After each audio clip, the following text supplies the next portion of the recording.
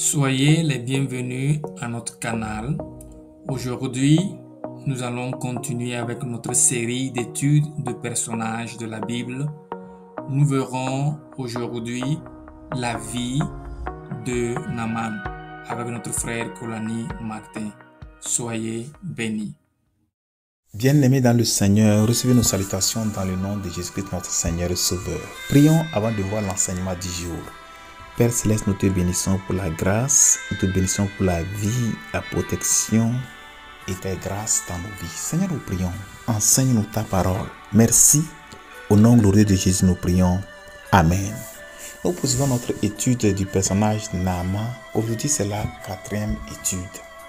Le thème, la guérison de Naaman et sa gratitude.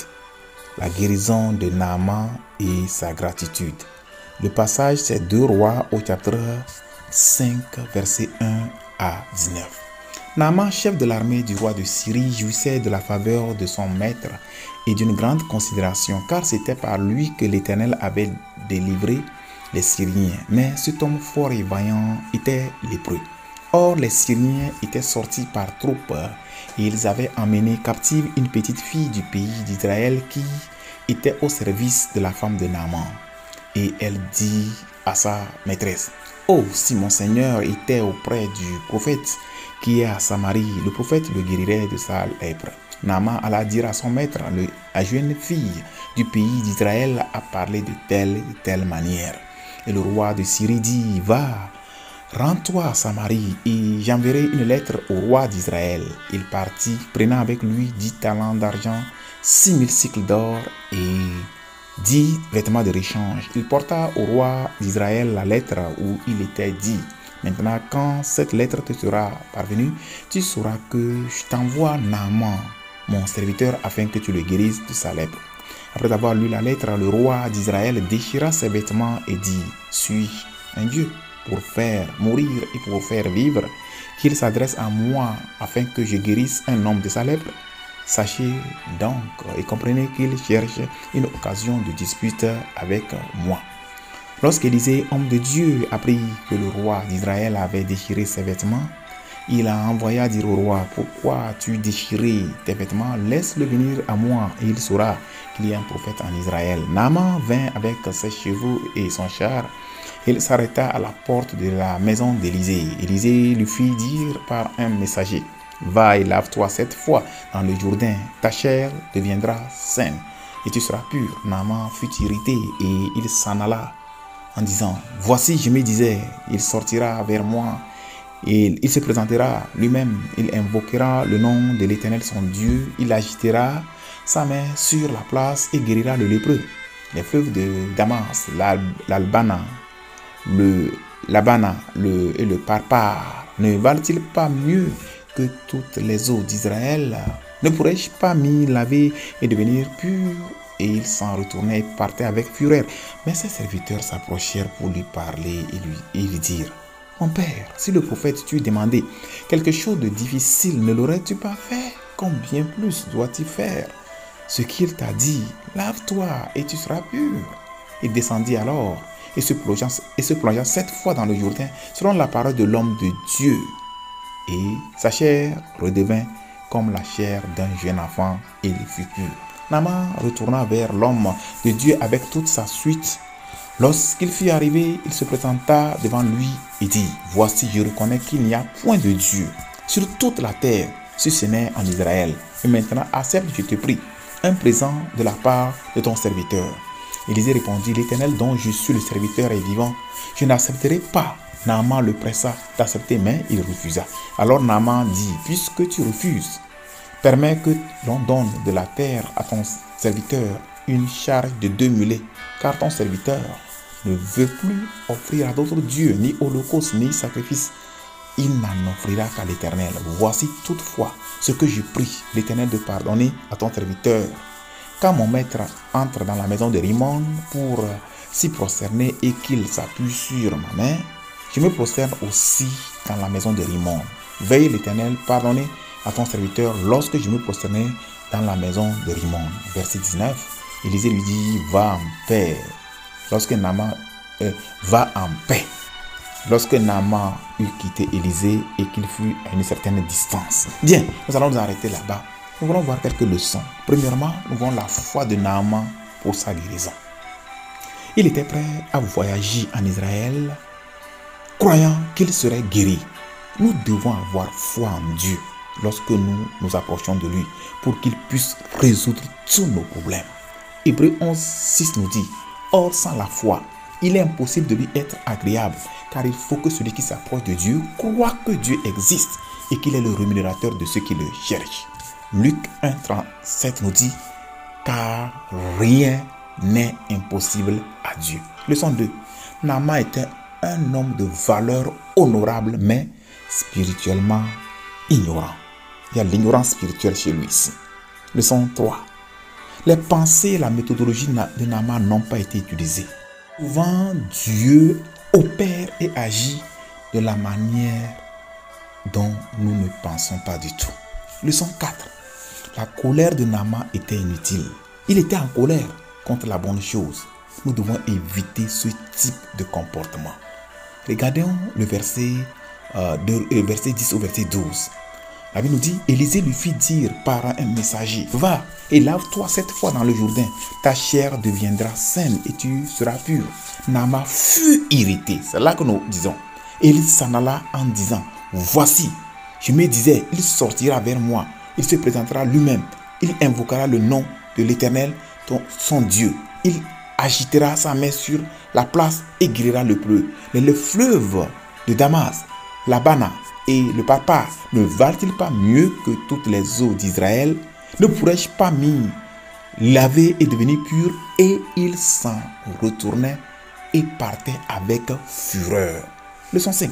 Naaman était assez humble pour obéir au conseil de ses serviteurs. Nous devons être assez humbles pour écouter les autres. Ils ont peut-être des solutions à nos problèmes. Leçon 6. Remercions Dieu pour ses serviteurs qui ont conseillé leur maître. Nous devons être audacieux et sages pour proposer des solutions aux gens, quel que soit leur rang social, comme Dieu nous le demande. Regardez encore maintenant le verset 13 et 14, parlant de ses serviteurs. Mais ses serviteurs s'approchèrent pour lui parler et lui dirent: mon père, si le prophète tu demandais quelque chose de difficile, ne l'aurais-tu pas fait? Combien plus dois-tu faire ce qu'il t'a dit? Lave-toi et tu seras pur. Il descendit alors et se plongea 7 fois dans le Jourdain, selon la parole de l'homme de Dieu, et sa chair redevint comme la chair d'un jeune enfant et il fut pur. Leçon 8. Naaman était un homme reconnaissant. Il remercia le prophète pour sa guérison et lui offrit des dons en témoignage de sa gratitude. Regardons le verset 15. Naaman retourna vers l'homme de Dieu avec toute sa suite.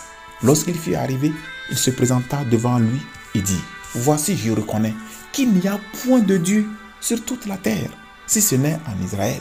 Et maintenant, accepte, je te prie, un présent de la part de ton serviteur. Nous devons également être reconnaissants comme Naaman envers Dieu pour ce qu'il fait pour nous. Leçon 8. Il y a des miracles qui ne donnent aux pécheurs et aux incroyants d'autre choix que de remettre leur vie au Seigneur. Ce fut le cas de Naaman. Prions comme les apôtres pour que Dieu accomplisse de tels miracles. Dans Actes 4, verset 30, les apôtres ont prié. Ils disent en étendant ta main, pour qu'il se fasse des guérisons, des miracles et des prodiges par le nom de ton saint serviteur Jésus. Leçon 9. Naaman a décidé de n'adorer que Dieu après son miracle. Il a reconnu qu'il n'y a pas d'autre Dieu que le Dieu d'Israël. Alléluia. Regardons encore le verset 17. Alors Naaman dit: puisque tu refuses, permets que l'on donne la terre à ton serviteur, une charge de 2 mulets, car ton serviteur ne veut plus offrir à d'autres dieux, ni holocauste, ni sacrifice, il n'en offrira qu'à l'Éternel. Nous devons accorder notre entière allégeance à Dieu et à lui seul. Il n'acceptera jamais rien de moins que cela. Leçon 10. Naaman a demandé pardon au cas où il se prosternait devant l'idole Rimmon. Si nous tombons dans le péché, nous devons rapidement nous confesser, nous repentir et demander pardon. Et nous le voyons au verset 18. Voici toutefois ce que je prie, l'Éternel, de pardonner à ton serviteur quand mon maître entre dans la maison de Rimmon pour s'y prosterner et qu'il appuie sur ma main, je me prosterne aussi dans la maison de Rimmon.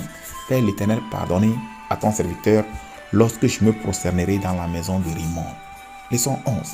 Naaman s'est limité, sachant que le Dieu d'Israël est le vrai Dieu. Il aurait pu prier, parler à son roi et le convaincre de se joindre à lui dans sa nouvelle adoration du Dieu d'Israël. Lui et son roi connaissaient l'impuissance de Rimmon, qui ne pouvait rien faire pour aider Naaman. Qu'est-ce qui a empêché Naaman de prêcher à son roi? La peur du roi? Pensait-il qu'il n'accepterait pas le message? La peur de perdre son poste? Quelle qu'en soit la raison, ne laissons rien nous empêcher de prêcher ce glorieux évangile du Christ à toute la création. Le commandement de Christ est clair et incontestable. Dans Marc 16, 15, il dit, puis il leur dit, allez par tout le monde et prêchez la bonne nouvelle à toute la création. Et l'apôtre Paul de dire dans Romains 1, 16, car je n'ai point honte de l'évangile. C'est une puissance de Dieu pour le salut de quiconque croit, du juif premièrement, puis du grec. Prions. Demandons au Seigneur de nous délivrer de toute ignorance. Demandons au Seigneur de nous donner l'humilité qui accepte les bons conseils des autres. Demandons au Seigneur de nous aider à ne pas nous fier à nos pensées, mais à nous laisser diriger par lui et sa parole.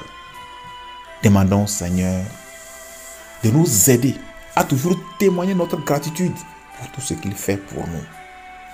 Enfin, disons au Seigneur que nous voulons être entièrement loyaux et consacrés à lui toute notre vie, qu'il nous soutienne par sa force toute puissante. Prions. Père Céleste, nous te remercions pour la révélation de ta parole. Ô Dieu Tout-Puissant, visite-nous et guéris-nous. Visite-nous et donne des solutions à nos défis. Donne-nous des cœurs entièrement soumis à toi, des cœurs humbles qui acceptent les conseils des autres. Ô Seigneur, donne-nous l'humilité, Seigneur, de nous effacer, de ne pas marcher par nos pensées, de permettre que ta volonté, tes méthodes, tes voies s'accomplissent dans nos vies. Et aide-nous à être toujours reconnaissants, à toujours te témoigner la gratitude pour tout ce que tu fais dans nos vies, tous les jours de notre vie. Nous te disons infiniment merci parce que tu nous as exaucés. Au nom glorieux de Jésus, nous avons prié. Amen. Que le Seigneur vous bénisse. À la prochaine. Veuillez souscrire, liker et partager cet enseignement avec les autres. Que le Seigneur vous bénisse pour votre obéissance.